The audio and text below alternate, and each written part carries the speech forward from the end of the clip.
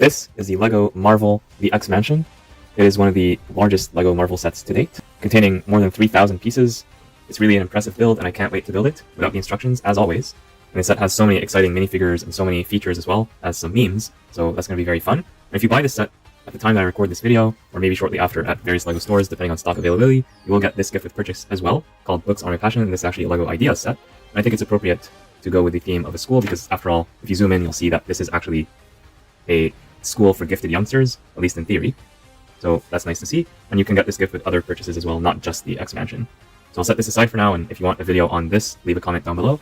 And for now, let's focus on the X Mansion. I do want to say up front, this box is very large and very tall, more so than other boxes, even other modular buildings. And in a similar fashion to other Marvel modular buildings, you get to see the minifigures at the top of the box. So here they are. And of course, we'll look at everything more closely after finishing the builds. And on the back of the box, you get to see the back of the X Mansion, which is quite convenient, especially if we're going to build it without the instructions. We'll still use the 3D view, but this helps as well. We get to see some of the interior details that are shown here, including the very famous meme. And this picture right here shows you how you can split the building up into modules, hence the modular name. And without any further ado, let's open the box. Because of its size, we have 3 tapes that we need to cut through. Usually you only have 2.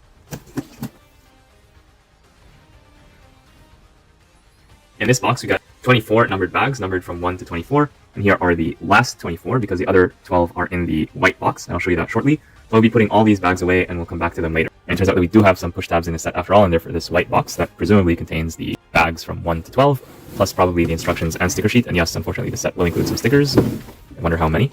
Well, let's find out. So in that white box, we got these 12 numbered bags, numbered from 1 to 12, thankfully. We also got the following pieces that are not part of any numbered bag, including this flexible tube, this large plate right here, and 3 of these 16 by 32 base plates. So this is going to be the overall footprint of the set when it's all put together, just like the Natural History Museum, which came with a similar white box. And in this instruction sleeve, we do get Book 1, Book 2, Book 3, and 2 sticker sheets. Alright, so that looks pretty exciting. I don't like stickers in general, but some of these look pretty nice. And I count here 46 stickers in total. So a lot of stickers, but this is a pretty large set. And some of the stickers are optional. So we'll set these aside, and we'll get back to them when we need them. I won't spend too much time looking at the instructions, since I'm going to build it without the instructions, but I will point out that there is a QR code in the corner to scan for points worth around 15 to 20 cents, depending on where you are in the world. The back is very plain, but I like the nice X there. And let's see if there are any words about the set on the first pages that are interesting to note. Maybe a picture of the designer. Here's the source material, by the way, the original X-Men Mansion. There's some background information. Here's the picture that we saw earlier about modularity increased in size, and we can see here that there's parts of the wall that can be removed, so that's pretty interesting. And then it just tells you have an orange brick separator and open bag 1 and start building. So that's all the information that is there, which I guess is pretty useful, but I wish I could see a picture of the designer holding the set or something like that. I should mention though, the reason why there's 3 instructions besides them being less heavy is that you can split the build amongst 3 people by using these 3 instruction manuals where each person works on one part of the X Mansion, and later you combine all the 3 parts together. So that's pretty cool. You can also do the same with the LEGO Builder app if you choose to use that. Now, let's put these instructions away, and we'll never talk about them again. And now, without further ado, let's start with bag 1.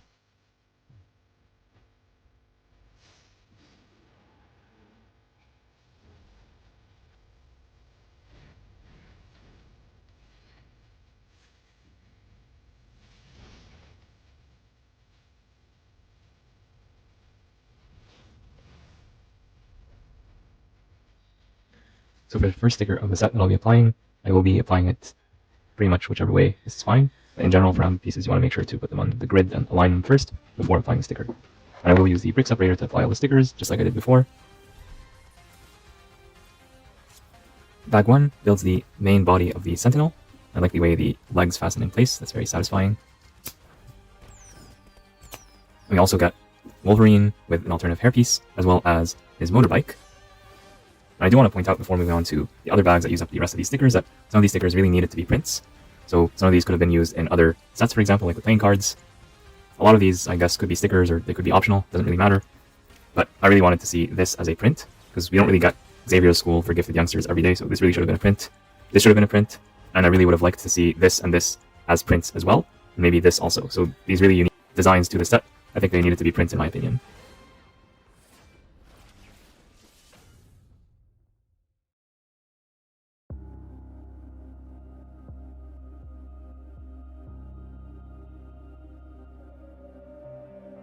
And now in bag 2, we're just going to put everything together. The legs are identical, by the way, left and right, so it's not going to be an issue to put those in the right places. Now I'll do the head. I really like this print, by the way.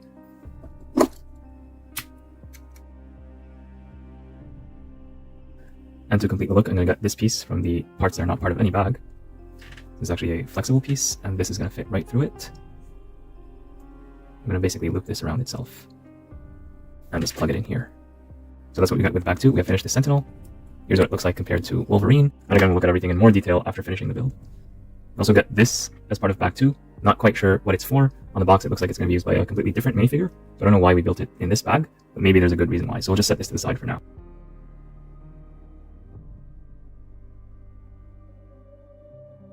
I flipped the box because it's easier to see Professor Xavier's mobility device on this side versus the front of the box where it's actually obstructed. And you actually see it from two different angles, this and this.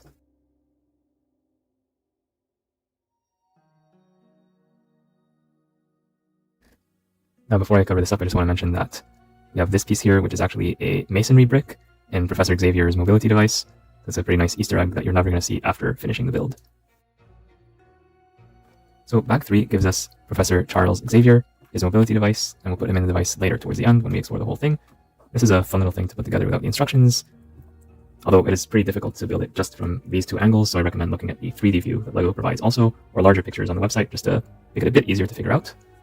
And now we move on to the X Mansion itself, and I'll show you this only once. So we're going to use 3 of these base plates, and usually I show the completed build from all angles. I'll show you the completed build from the bottom only once. It's basically the underside of this base plate, because once it's done, there's no way I'm going to be lifting the whole thing and showing you the underside. So from now on, I'll be building on this, and I'll move on to the other 2 afterwards, and let the fun begin. Well, just a reminder, when you're tiling off these things, make sure to always hide these sprue marks. At least that's what I like to do. So on the outer edges, I like these not to be visible, so I'll put them like this. And by the way, it's fun to see the trademark 2x4 red LEGO brick. We don't get these too often in sets these days, so I'm happy to see that the X Mansion includes the famous red brick.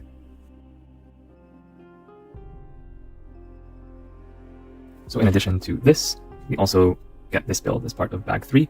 So a bit of the sidewalk at the front and the foundation for the center of the X Mansion. I like the X here done as an Easter egg using these pyramid pieces. And these colors do help builders build the set. They also have special meanings because they are referring to various characters. Comment down below if you know which color matches with which character. At the very end, you're asked to insert these axles right here through these bricks, like this. But I think I will save this step for the very end, just so I don't have these things awkwardly getting in the way when I'm building other stuff.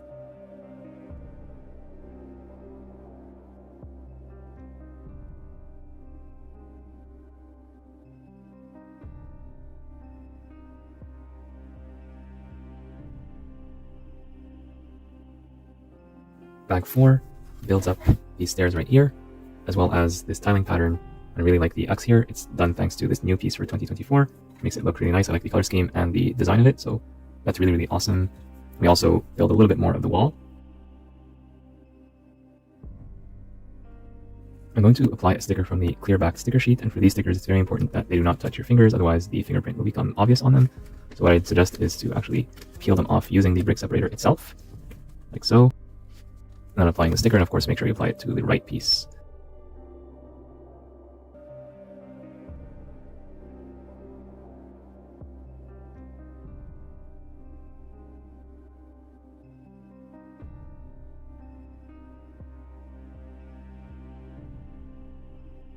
Bag 5 gives us Jean Grey, who has a little bit of trouble finding her balance, as well as building the ground floor of the middle part of the X Mansion. So we build this wall, doors at the front, some windows, and a little bit of interior detail, plus these columns at the front of the building. I like the use of the roller skate here to indicate those swirly things that you often see on top of these classic style columns, so that's some interesting part usage right there. And I did leave off a few of the stickers. So for example, this big ugly wanted sign is supposed to be at the back. It's this sticker right here, but I prefer a more minimalist approach, so I'm going to leave this sticker off. Again, all the stickers, I would consider them to be optional in this case, or almost all of them, and then you can decide which ones you would like to apply.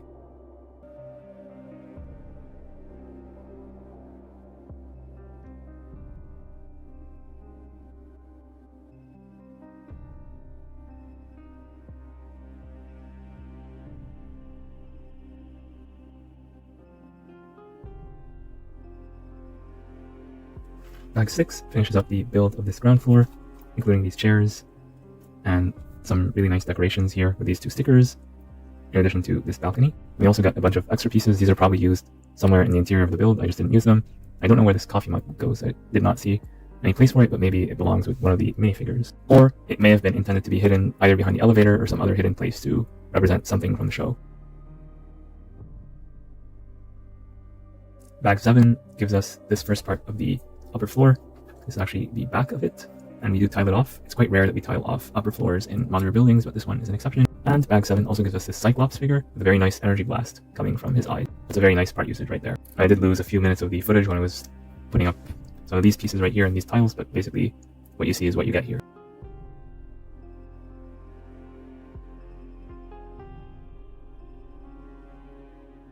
Bag 8 finishes up this part of the floor by building this door right here. That's going to point to the balcony. Basically, this is going to go right here. And we have like the front wall and these arches that are built in this phase as well.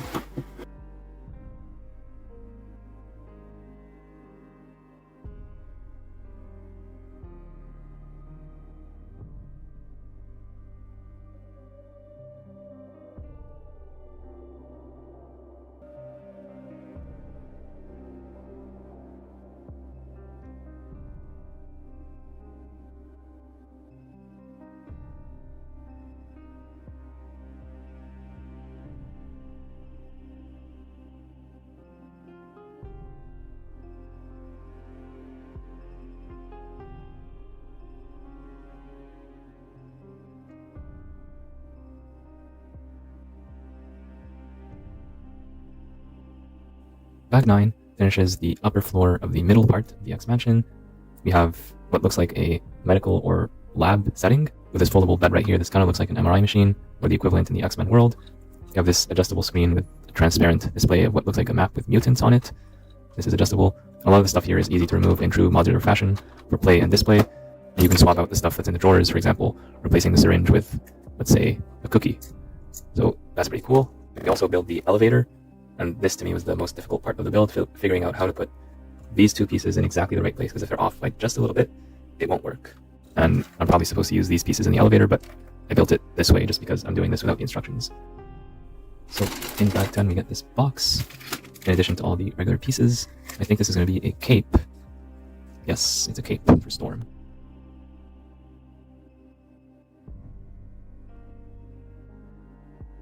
I will point out this Easter egg while I'm building this because it's going to be covered up later. You have this small little garden with some foliage pieces. It looks pretty nice. I like the color selection here. And at the time that I record this, I'm not quite sure why this is here. I have not watched enough episodes to figure that out. But if you do know, comment down below.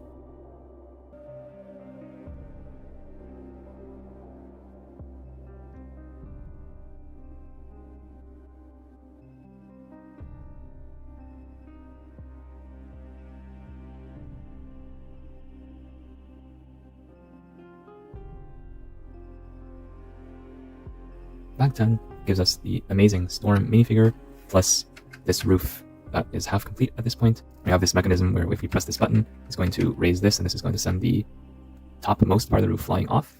And in this bag we also get a bunch of transparent pieces, including this minifigure stand. We get 3 of these in fact, and that's to be used later to pose minifigures all throughout the set.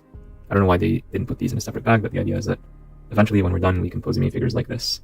So I'll hold on to all these transparent pieces for later. There's also a bunch of these yellow studs that I don't see being used anywhere in the roof, so maybe they are related to the Storm minifigure. So whenever we have a bunch of pieces like this that are in colors that are not seen in the final build, I think it's important to sort the pieces so that we know where everything is going to go, because we're going to figure out where the pieces go based on the process of elimination. So here's my quick sorting of the pieces. It's not perfectly organized, but if I want this piece or this piece, I can just go get it instead of having to search everywhere for it. And we can start to notice some patterns here. A lot of these pieces are included in groups of 4, such as this one, and these. So that means we're going to have to repeat this 4 times when we look at this structure right here. All right, let's get started with the build. And I'll start with the stickers. There are not a lot of stickers to apply at this stage, but there are a few, and one of them is really, really important to get right. And that's the X in the middle. I really wish this was a print and not a sticker, but it is a sticker. So to apply the sticker, we need to, because it's a round sticker where the orientation matters, we have to put this on the grid. What I mean by that is put this piece on a regular piece where you have this horizontal and vertical grid. So when we apply the sticker, it's not going to be crooked. And this is something I learned the hard way when building another set. So here's the famous X sticker. It is a clear back sticker, so we should never touch it with our bare fingers, especially on the underside. So even removing it should be done only with a brick separator. is not perfectly aligned, but if I flip it like this or like this, probably this is the best way to put it, and I don't want to remove the sticker and reattach it because it will not look good if I do that. So yeah, there's the X. The other sticker is not that crucial. It's just this one here, but this one is relatively easy to apply. It just goes on one of these tiles right here.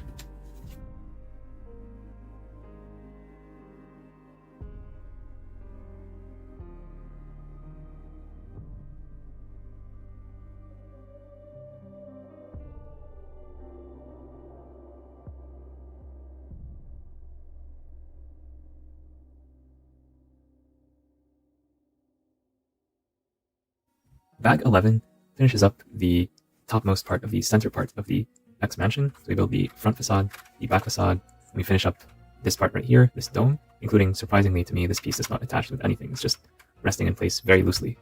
And that's because of the mechanism that we'll take a look at in a moment. But first, let's put everything together. And if I had to guess, the crane that I reviewed earlier this year would probably have a hard time lifting this because this is very heavy. It's heavier than you might expect just because of all the dense stuff that goes inside to build this mechanism and all the other pieces that make up the roof. So yeah, this goes here. It's only attached with a couple studs on each side. And now that we're done with the build, it's time to look at the minifigures, ladies first. So here we have Storm and Jean Grey. And there is such a great contrast between these two characters. They went all in for the Storm figure, giving her a very nice cape, as well as these nice lightning bolts.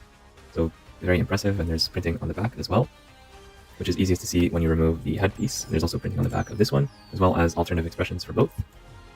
And here are what those expressions look like, framed by the hairpieces. Now, I will say right away that this needed to have some leg printing, and so does this one. That's a bit disappointing to me, especially for the price that we're paying for this set. I do like the cape, I like the printing that's there, but I think we deserve more. I don't like the skin tone used for Jean Grey. It's too pale. It's not accurate compared to the regular LEGO color if it was a plastic piece of that color. So in person, there's a noticeable difference between the Jean Grey face print and the Wolverine arm, but they should be the same color. It's disappointing to see such inaccuracies in such an expensive set, but what is there is good, so they did provide some weapons for both figures, and I like the shoulder armor piece, although it is pretty simple. It doesn't come with any print or anything. So what's there is good. The prints that are there are well done, except for that face print, but I wish there was a bit more, especially for the price that we're asking for. As for the men, we get Wolverine, Cyclops, as well as Professor Xavier, also known as Professor X. So these three minifigures are, I'd say, pretty mid. They're not the worst I've ever seen, but for a set of this size and price, I would have expected a lot more. The printing that is there is good. It's a bit more of the cartoon style or comic book style compared to the movies, but that is intentional. That is what they were going for. The Cyclops here has this bolt of laser. It's actually pretty interesting to look at from the side or from different angles. I like the idea of basically using this bolt piece. It's actually the first time it appeared in a LEGO 18 Plus set in order to represent the laser firing out of Cyclops' eyes. And I just removed it so we could see the rest of the figure. And so here's a better look at the figures right now. And once again, with this skin tone print on blue, it turned out to be very pale, so I don't think that was the best idea. And once again, in person, it's very easy to see a contrast between this color and this color right here. It just feels fake to me. So I really wish they could have done a better job, at least for this. And here's a better look at Wolverine's facial expression without the mask covering it. And he also gets an alternative expression, and so does Cyclops. Wolverine also gets this hairpiece. It is pretty nice. I like the angles that it has right here because they're accurate to the source material. And of course, this one is actually more designed to work with the other expression, like so. Now, it is disappointing to me that Wolverine and Cyclops have no side printing, and also the yellow used here is not the same as the yellow used here. You see here the yellow used here is not the same as the yellow of the hands, so that is a miss in my opinion. If it was a $10 set, you could get on discount pretty often. I wouldn't care too much. I wouldn't be nitpicking like this. But this is a set that costs $320 US or 420 Canadian, so I feel like I have the right to complain about this because it's supposed to be premium plastic and all. That's what Jangbrick says. I watch a lot of his reviews and he influences my opinions on these things, and he's right. We should expect better if we're paying these very high premium prices. Like without the side printing here and here, I feel like something is missing. So yeah, this is not acceptable given the price that we pay for these minifigures, especially because a lot of people get the set just for the minifigures. I'm here for the figures and the build, and we'll get to the build, but I was expecting more from LEGO, especially in 2024. We're almost in 2025 now, and this is a set that's going to be on shelves for 2-3 years maybe, and the minifigures are not quite up to par. And especially since this was a license that was heavily anticipated, people were waiting for the X-Men for such a long time for them to make a comeback, and I just wish LEGO went all in, because LEGO has shown that they're capable of doing this. Just earlier this year, for the LEGO Dreams theme, they were able to give away a free Mateo that had side printing, custom molded pieces, the puffer jacket, and so on. And they did that completely for free. It was a free minifigure that they gave away to kids in LEGO stores. So if LEGO is able to give away such a premium done minifigure like Mateo from Dreams, I think they should give their licensed minifigures a bit more love and care. Now, the Storm minifigure was great with the cape and all, This is what I would like to see, and this is what I expect to see from all of them. And sure, this one's not perfect because it doesn't have any leg printing, not even on the front, but it at least has so many other things going for it, including the nice cape, the lightning bolts, and so on. But I feel like these other figures are a bit lacking in that respect. Professor X is okay. I would not complain if he was done like this and all the others were done to the same standard. There's no bad colors on Professor X or anything like that. To be fair, for the Wolverine, it's just this one piece, the leg piece, that needed to be improved. The rest of him is fine, including the claws. Those are very nice to get. Pretty common. The Cyclops, two things need to improve, the legs and the face print. And let me know in the comments below if you agree or disagree with my take on these minifigures. And just for the sake of completeness, I'll point out that this is a dual molded helmet for Wolverine, and it is well done, so this is good. And I like the fact that they gave him the hairpiece as well. You don't have to choose one or the other because you get both. So that's a good decision on LEGO's part. I'll also mention that Wolverine gets this nice motorbike, although it could be used by any member of the team, but it's supposed to belong to Wolverine, at least if you go by what is shown on the box. And I'll also show that if you pose Cyclops just right, like I did here, you'll be able to have him standing while this thing is pointing in the air. So again, just like the box, I don't know if you'll be able to get this pose exactly without putting him on any studs, but like this, he is able to hold his own, so that's pretty good. Professor X gets this mobility device. It has only 2 studs to connect his legs so they don't get stuck in there, and it's fairly accurate to what we see in the TV show. And I like the color blocking of it. It's done very nicely without too many extra parts wasted, and it fits in perfectly as we can see right here. This is nice to get, no complaints about this one. And it was pretty fun to put together with lots of studs on the side techniques. The first 2 bags of the build are actually the Sentinel, so before we build the X-Mansion itself, we build this Sentinel. And for those of you who don't know, in the show, the Sentinels are the evil robots of the bad guys, or in this case, the humans. So by the way, in the X-Men series, the humans are often portrayed as the bad guys, and the mutants, or the X-Men, are the good guys. So here, this is a robot designed by humans to kill or destroy the mutants. I like the color scheme of the magenta and purple. It looks pretty nice, and it's pretty accurate to the source material. The articulation on this thing is okay, and I hope that LEGO re-releases this as a set on its own, just because I think that more people deserve to get this without shelling out for the X-Mansion. And they did do this with the DC Comics Batmobile last year, where they had a giant 18+ set with a nice Batmobile, and then they re-released that same Batmobile or something very, very similar in a different set for kids. So I think they should do the same thing with this Sentinel. So let's have a look at him, or it, from all angles. The back is not the best look, but it's okay. And then in terms of articulation, we have articulation at the feet or ankles. No articulation at the knees. This is all one piece. It cannot be moved. That's pretty standard for LEGO mechs and other creatures of this size. There is articulation with ball joints at the shoulders, at the elbows, and at the wrists, so that's pretty good. And the fingers can move individually as well. So there's lots of posing capabilities with this guy. And the head is on a ball joint as well, so of course it can rotate, but it can also look down a little bit. It cannot look up because there's this piece that's getting in the way. So let's try to put him in some kind of action pose. What can we get away with? I mean, if you know what you're doing, you can have some really nice poses, but here's an example where it can hold itself in this kind of dynamic pose. So yeah, most of the time it will be on 2 feet though.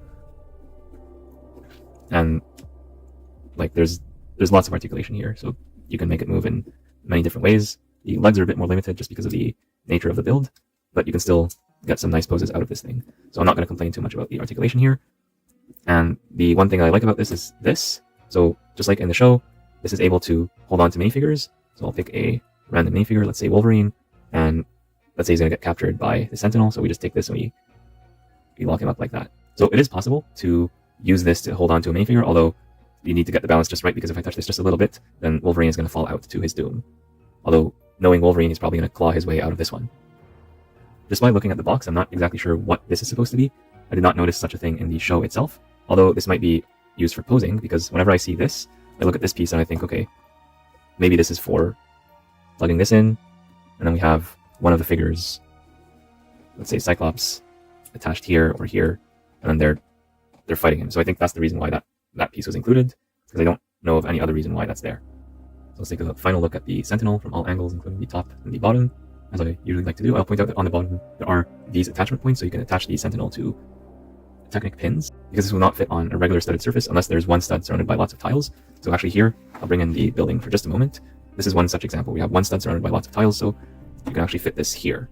So it will work for some parts of the set, but not here, for example, because there's lots of studs. So I guess this is intended mainly to stay on the sidewalk if you want to hold it to one place and make it less easy to move. Alright, we defeated the Sentinel. We'll put him aside, and I'll give a quick look at this bike.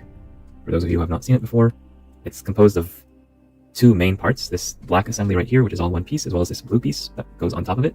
And before we put these 2 together, we have these grill pieces, so I like this detail, and the handlebars are adjustable, so that's pretty cool. And it is able to stand freely without needing a kickstand or anything like that. And this is what Wolverine looks like when he is on the motorcycle, although I don't know how he's going to be able to drive it with these claws. So yeah, this is a nice little plaything, and I'm happy that they included it. We also get a coffee mug. I don't know who is the minifigure that this cup is intended for, but I'm guessing it's going to be Professor X, so we'll just give it to him. Now, onto the building itself, and this barely fits in frame. It's a bit shorter than some of the other LEGO modular buildings, but it's still pretty tall, relatively speaking. And here you can see it compared to the Sentinel, where they're both against the wall. I'll bring the Sentinel a bit closer, just to get an idea for the size and scale. And here's a random minifigure for size. So you see it is quite large compared to a minifigure. Now let's take a look at it from all angles. So I'll just spin this around, and we'll get into the details in a moment. And as a reminder, I only built the middle part of it, the left and right wings.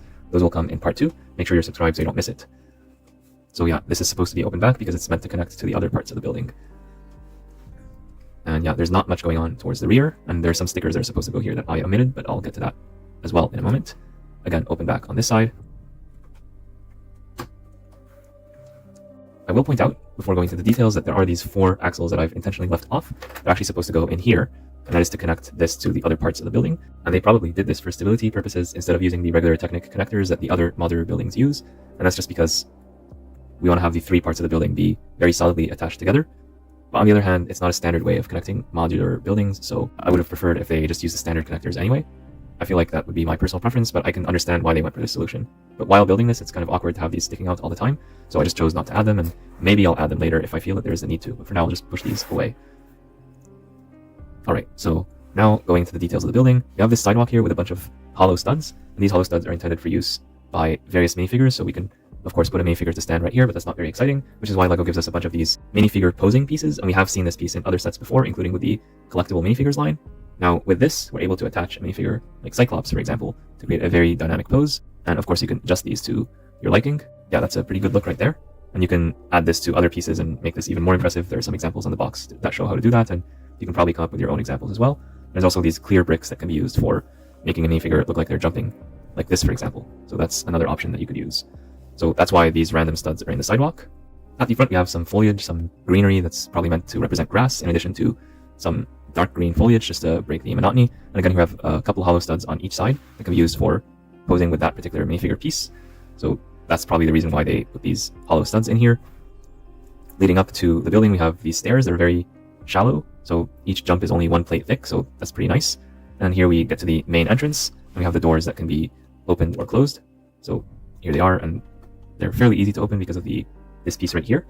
And to show you the rest of the ground floor, I'm going to take off the remaining parts of the building, and that's the nice thing about the modular buildings. You can take off the floors one by one and look at the floors individually. Here's a top-down look at the ground floor, and it's easier for us to see what's going on from this vantage point. I love the X in the middle, that's really nice. And so we have a minifigure that comes in, let's say Wolverine, just goes right through the door, and when he walks in, he's going to see these comfortable chairs right here. There's 2 of them, as well as the elevator, which has buttons to go up and down, although there is no basement included in the set. And there is also this classic space helmet in white. It's on this display stand. I'm not sure what that is supposed to represent, but if you are very familiar with the show, you might notice. There's also a little bit of foliage right here, just for decoration, as well as this vase, which looks to be empty. And there's a sign that's on a clearback sticker where it is written class and danger room with respective arrows, although we're going to get to those builds in the second part of this review. We have a picture here of Professor X along with another figure at the X opening. And here we have another picture of a bunch of the X-Men in LEGO minifigure form. So it's always nice to see these characters converted to minifigures, and it's pretty funny actually. So that's pretty nice. Around the back we have this storm drain with a little bit of water that's collected on this part of the sidewalk, and I do appreciate that they give us some hollow studs even here at the back so we can pose minifigures here as well. And the back door is openable as well.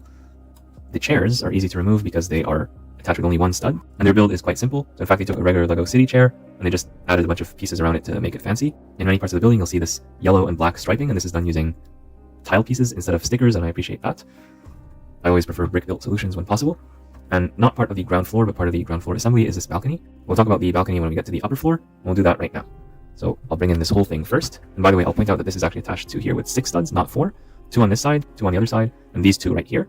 So this one is actually secured really well compared to other modular buildings. So when you remove this, you have to remember that these 2 studs are here, otherwise you might not be able to remove it successfully. So this floor, this is what it looks like in context. If you look at it individually, it's actually not that large. You can fit it comfortably in the hand, and if this was a LEGO set on its own, I'd say it would be like a $20 set or $30 set. So there's not a lot of volume of stuff here, but it is packed with stuff on the inside. So first of all, it's completely tiled off, which is rare for modulars at any price point. Usually the upper floors of modulars are always full studs, including the Natural History Museum and the bookshop that I reviewed recently, with maybe like a small rug in the middle. Here it's completely tiled off, with only a few studs where we pose minifigures, and these are hollow studs, so you could have some action poses going on here as well.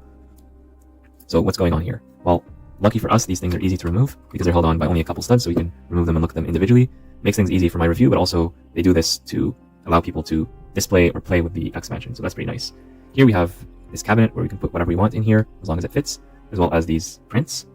And I think this might be a custom print, this one right here. This one I think is more standard, but I have not checked the part lists just yet. But they're nice prints to get, and there are some of the few printed pieces in the set. I think we should have got a lot more prints, a lot less stickers, but what is there is good. This elevator was surprisingly difficult to build without the instructions, because these pieces have to be positioned in exactly the right place using some studs on the side construction, so that was pretty challenging. The rest of this was pretty obvious on how to build it without the instructions. You have this thing here that looks like an MRI machine, or the equivalent for the mutant world. This is actually foldable, it goes up, and when that happens we can see an X-ray of Wolverine with his Lego minifigure hand holding these claws, so that's pretty interesting. Over on this side we have a cabinet with some stuff in the drawers, including a syringe right here, and then here we have a cookie as well as a video cassette. I'm not sure what is the significance of this to the show. I've not watched that far ahead, but I assume that this is going to be a very significant thing. Or maybe Lego just put it there, I don't know. We have some samples of some microorganism, I'm not quite sure what it is, as well as a lime green soda can. And we have a bunch of documents that are not printed on display as well. So these are just regular pieces built on the side. I would like to see some Easter eggs here, but there are already a lot of Easter eggs in the set already, and I am not even covering all of them. I'm only covering the ones that I noticed personally. If you want to know all the Easter eggs, there's this excellent article on Brickset that tells you all of them. So here's this heads-up display. It's pretty hard to see at this particular angle, but it is movable, so you can move it like this. It's actually built using a clear back sticker on this piece that's usually used as a windshield, so that's some nice part usage right there. And while it is open, it is technically blocking the door to the balcony, but because of the limited space, I understand why they did this. And here this is supposed to be a map that's representing either mutants or sentinels or something that's around the region that they're in. And the idea is that Professor X is going to be looking at this map and making decisions based on it. And then when it's not needed, it can be folded away to access the balcony. And before we look at that, I just want to point out this thing here. Not quite sure what this is, but this piece is barely held on. It likes to fall out very frequently. And here we have a reference to Cerebro, which is this mind-reading facility that is used by Professor X. And it's also a gift with purchase that was included if you bought this set on day one of release.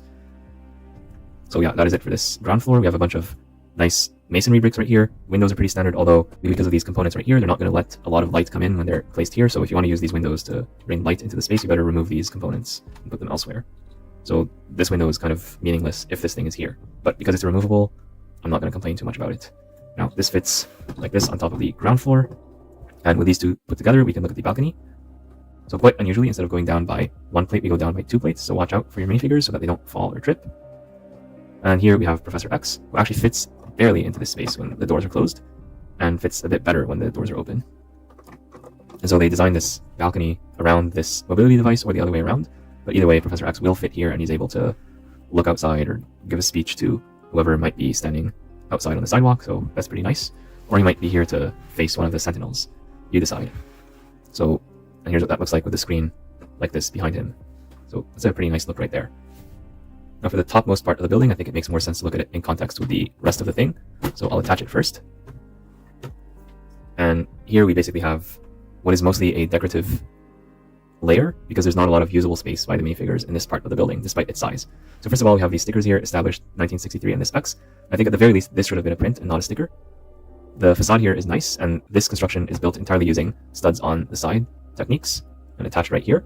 And the way they did this with the hinge plates reminds me of what they did with the LEGO Star Wars Ultimate Collector Series TIE Interceptor that I built without instructions earlier this year. So it's nice to see the same techniques used for a building instead of a spaceship.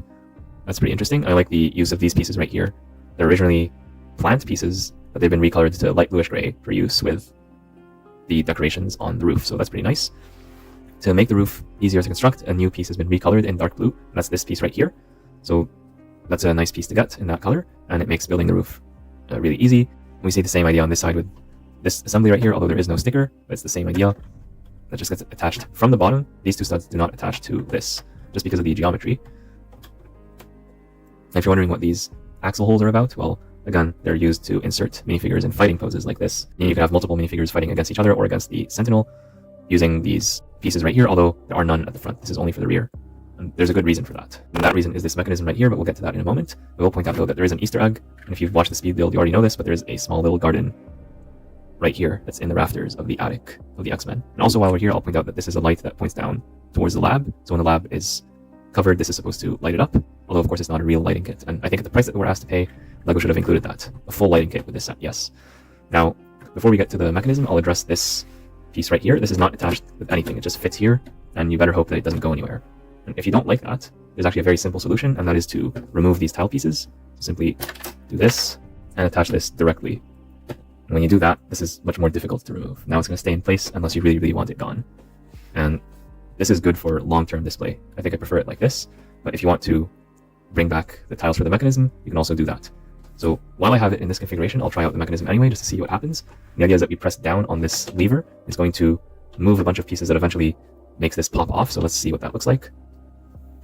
Okay, now this whole thing is going to pop off, which is not the original intention, but this works too. So it does do something even when you lock it in place by removing those tiles. So let's put this back, and I'll restore the original configuration. Yeah, and like this, I'm going to press the button and we'll see what happens.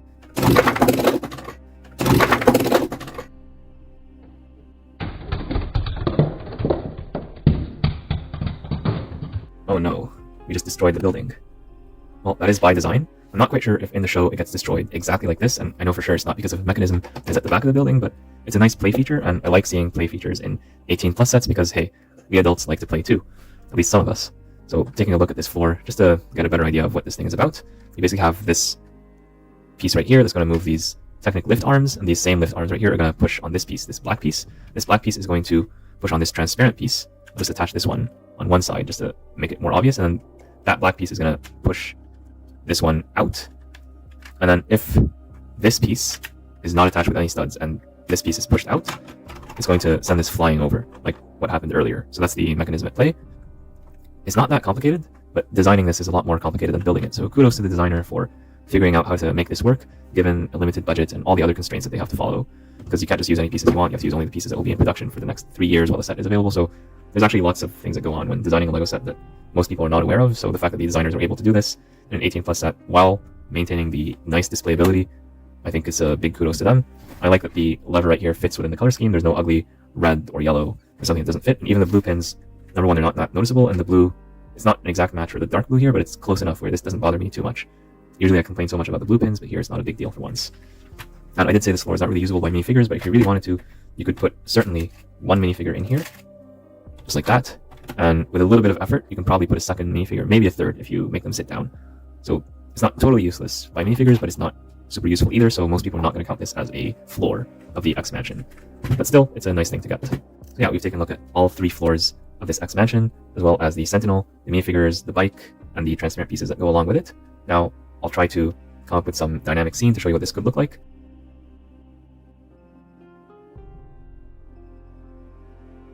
So yeah, we can get some nice action poses even if we have not built the whole thing. My suggestion is to build a little bit and play with the figures, have some fun, and go back to building. It's more fun that way. And I will point out just before I leave that here's what the sticker sheets look like after building the first part with only the stickers that I applied. There are some stickers that I chose not to apply. For example, this sticker is supposed to be applied right here on the ground, but I don't think it's really relevant. I don't think it adds much. And there's these couple stickers that are supposed to be applied to the back right here to make it look less plain, but I prefer a cleaner look, so I choose not to apply these stickers. But of course, if you get this set, it's always up to you. So yeah, and I will complain again, this set has way too many stickers. I'll give my final verdict on price and value after building the set entirely, but I'll tell you right now that I feel like the value is not quite there. Just from the first glance, the first 5 minifigures I built are not up to par with what I was expecting. The build itself is nice, but it's pretty small. And to get a better understanding of that, let's actually bring in the bookshop, or half of the bookshop that I built earlier without the instructions. And I did push back the bookshop compared to the X Mansion, just so that they're at the same level when it comes to distance from the camera. So these are the same distance from the camera. In terms of height, they're actually closely matched. The bookshop is only slightly taller than the X Mansion. But in terms of volume of stuff, there's a lot more space, a lot more usable space in the bookshop compared to the X Mansion. And we can see this even more when we look at them from the side. Like look at the usable space on the ground floor here versus here. It's a pretty big difference. But on the other hand, the upper floors are pretty much the same. And it's actually interesting if you try to combine these 2 sets together. For example, you could put this rooftop assembly on the bookshop. And that's the nice thing about the LEGO monsters. They're all very easy to mix and match in this way. So if you want a new look for your bookshop, that's one way to do it. I actually like this look. I think it makes sense. And we can make a bookshop version of the X Mansion like this. That also doesn't look terrible. A little bit inconsistent between these 2 colors, but it's also not that bad. We can take these 2 parts and make the X Mansion taller. I think if LEGO was following the source material more closely, the X Mansion would actually be more of this size, like this. And this one barely fits in frame, and you have that balcony right there that doesn't quite belong, but you get the idea. Like, this is the expectation that we would have for a building of this size. And yeah, like, just imagine that this was closed, and this is basically what the X-Men mansion would look like, although in this case I think it would need to be a bit wider as well, just to be more proportional. But yeah, if you get the bookshop, or if you already have the bookshop and you add the X-Mansion, then you can combine the two in this way to make something interesting. So that's always nice to see. Now, just before I leave, I like to talk about the build experience without the instructions. Most of this set was straightforward. Just looking at the 3D view, you can figure out almost everything. There were some parts that were tricky, specifically the elevator right back here. And this part, this mechanism, was a bit tricky to figure out. But other than that, it was pretty much straightforward, and it was fun to build. I like the color scheme, I like the hidden references. So for example, towards the beginning, we have a hidden X at the bottom. Not this red X, but like an actual smaller X that is hidden at the very first step of building this building. So lots of cool things about this build, and I really enjoyed it. I do think that the price should go down a bit. I'll do comparisons and other fun stuff in part 2 of this review, so please make sure to subscribe so that you don't miss out on that. That is it for today. Thank you so much for tuning in, and I'll see you all in the next one.